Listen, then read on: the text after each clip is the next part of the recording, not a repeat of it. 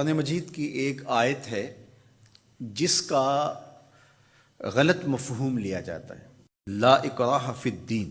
تو اس کا جو مفہوم لیا جاتا ہے عمومی طور پہ وہ یہ ہے کہ دین میں کوئی جبر نہیں ہے، اور جبر سے مراد مذہب بیزار طبقہ یہ لیتا ہے کہ کسی قسم کا کوئی قانون اور کوئی ضابطہ جو مذہب عائد کرتا ہے وہ نہیں ہے۔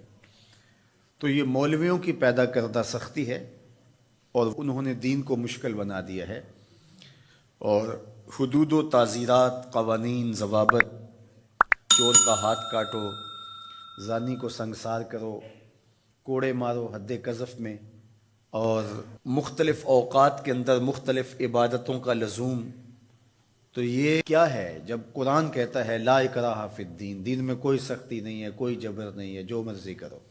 تو یہ اس کا مفہوم نکالا۔ اور ایک طبقہ ایسا ہے کہ جو دین کو اس طرح پیش کرتا ہے اور اس طرح سے دین کو لوگوں کے سامنے رکھتا ہے کہ جس طرح دین پر عمل کرنا کوئی آسان کام نہیں ہے، اور اس کو وہ مشکل اتنا بنا دیتا ہے کہ لوگ گھبرا جاتے ہیں کہ ہم تو پھر دین پہ نہیں چل پائیں گے، چند لوگ ہی دین پہ چل سکتے ہیں، جبکہ یہ دونوں چیزیں افراط و تفریط سے تعلق رکھتی ہیں۔ تو آیت کریمہ کا صحیح مفہوم یہ ہے، لا اکراہ فی الدین کا مطلب یہ ہے کہ دین قبول کروانے میں کسی پر سختی نہیں کی جائے گی کہ تو ضرور مسلمان ہو، یہ اس کا مفہوم ہے۔ اب کوئی دین قبول کر چکا ہے اور پھر احکام شریعہ اس کے اوپر نافذ ہوں گے تو یہ تو ہوں گے، تو اس پر یہ نہیں ہے کہ اب اس پر سختی نہیں کی جائے گی۔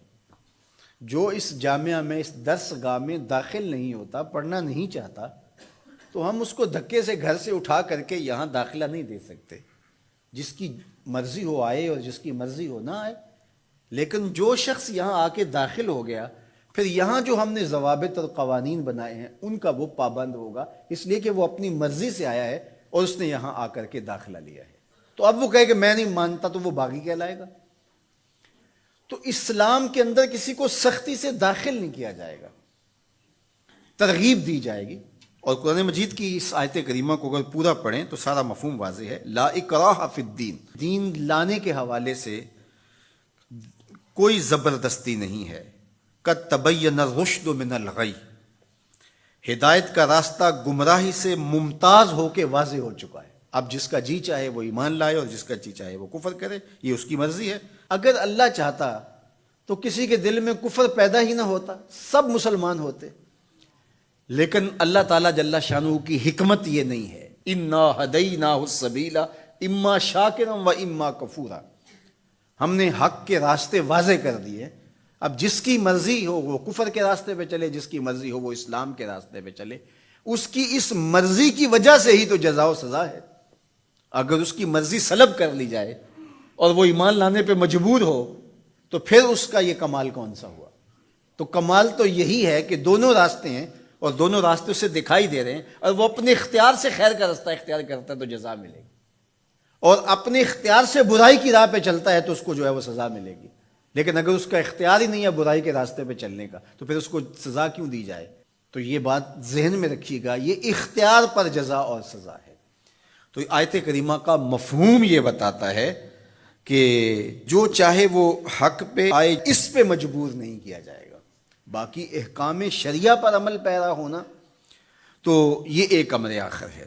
تو یہ سراسر نفسانی خواہش ہے کہ اسلام ہمارے اوپر کوئی پابندی نہ لگائے، جس طرح ہم چاہیں اس طرح ہی چلیں اور ہماری زبان پہ کلمہ بھی جاری رہے۔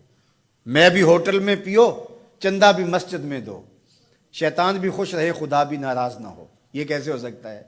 تو لا اکراہ فی الدین کا جو مفہوم لوگوں نے تراش لیا کہ اسلام کا کوئی ضابطہ قانون ہم قبول نہیں کریں گے، ہم خواہش